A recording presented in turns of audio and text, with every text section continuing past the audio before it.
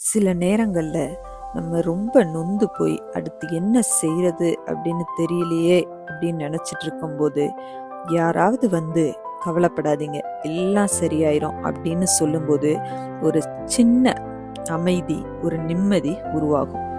இன்றைக்கும் இதை கேட்டுக்கொண்டிருக்கும் நீங்களும் ஏதோ ஒன்றை குறித்து கவலைப்பட்டு கொண்டிருக்கீங்க அப்படின்னா தயவு செய்து கவலைப்படாதீங்க. நீங்க கவலைப்பட்டு கலங்கிட்டு இருக்கிறதுனால எதுவுமே மாறாது. எல்லாவற்றையும் நம்முடைய அப்பா ஏசப்பா கிட்ட சொல்லிருங்க. நீங்க சொல்லாவிட்டாலும் நீங்கள் எந்த சூழ்நிலையில் இருக்கீங்க என்பது அவருக்கு தெரியும். அதனால எது நடந்தாலும் நன்மைக்கே அப்படின்றத நம்ம புரிய ட்ரை பண்ணணும். சில நேரங்கள்ல இறைவன் நம்மை பரிசோதிப்பார். ஆனால் ஒரு நாளும் நம்முடைய தாங்கும் சக்திக்கு மேலாக சோதிக்க மாட்டார்.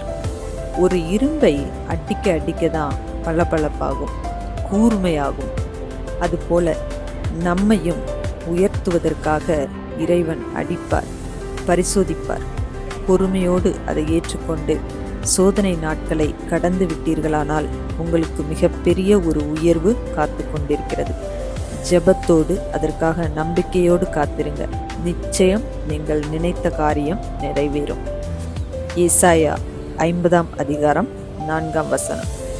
இளைப்படைந்தவனுக்கு சமயத்திற்கேற்ற வார்த்தை சொல்ல நான் அறியும்படிக்கு கர்த்தராகி ஆண்டவர் எனக்கு கல்விமானின் நாவை தந்தருளினார்.